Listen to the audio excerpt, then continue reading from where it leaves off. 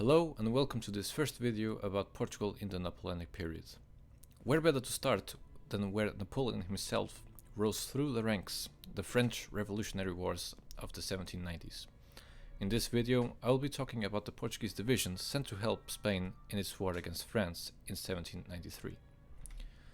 News of the execution of Louis XVI in January 1793 reached Portugal a month later. The Portuguese government and court were shocked. In March 1793, a French representative arrived to Portugal. He was to replace the current ambassador, but the Portuguese government did not recognize his credentials and expelled him out of the country. Fearing that the revolution would spread, Portugal, as many other European countries, did not hesitate in joining a coalition against France.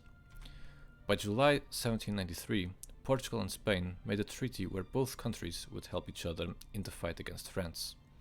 In September in the same year, a similar treaty was made between Portugal and Britain. Both treaties had in common that they would only seek peace when both Portugal and Spain had regained full control of all their territories lost to France. This was very good, especially for Portugal, which had a vast colonial empire, but not enough troops or ships to defend it all.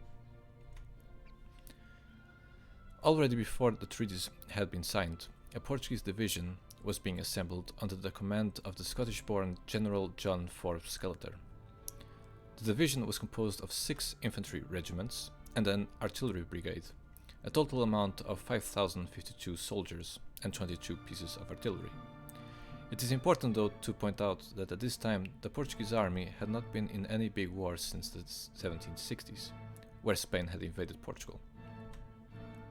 In September the same year, the Portuguese division sailed from Lisbon to the Gulf of Rosas, in the northeastern part of Spain, where the mountainous region of the Pyrenees meets the sea. They disembarked and encamped at Rosas in early November. The Portuguese ships, which had transported the troops, attached themselves to the British Navy, which was operating in the area, for example at the siege of Toulon.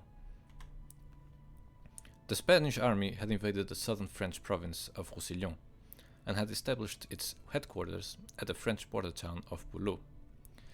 After a meeting with the Spanish army's commander, General Antonio Ricardos, Forbes brought the Portuguese division up to the front at the River Tec. The town of Serré was important for the Spanish front line, and the French were eager to recapture it, so they could flank the Spanish army. The Spanish and Portuguese marched northwards to meet the French before they came too close to Serré. On the 26th November, the Spanish and Portuguese troops clashed with the French, resulting in the French retreating. It was the first Portuguese action in the war, and the Portuguese received praise from the Spanish commanders. The Portuguese division then headquartered in Serré. Along December, more operations were conducted, but neither side gained much. Due to the cold winter and unforgiving mountainous terrain, both sides halted their operations. The Portuguese division spent the winter in the town of Arles, a bit further up the River Tec from Serré. Here, Forbes made a hospital due to the heavy losses and wounds the Portuguese had suffered during the last month's operations. The local guerrilla bands continued though to harass and attack Spanish and Portuguese camps. In March 1794, Antonio Ricardos died in his journey to Madrid. The command of the Spanish army was now to Marquis de las Amarillas. Due to the heavy losses, Forbes asked the Spanish if the Portuguese troops could be relieved by Spanish forces, so they could recover, but this was denied in late March. At the end of April 1794, the French had succeeded in pushing through the Allied right flank, exposing the rest of the army to be cut off. The Spanish High Command decided to retreat further south, even though Forbes and several Spanish officers were quite against it. The Portuguese troops retreated to the Spanish border town of La Muga, and a new Spanish headquarters was now based at the fortified town of Figueras. In less than 6 months, the Portuguese had suffered 1,600 casualties due to battles and sickness.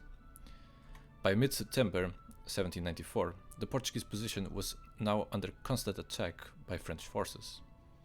In November 1794, the Spanish at Figueras surrendered to the French.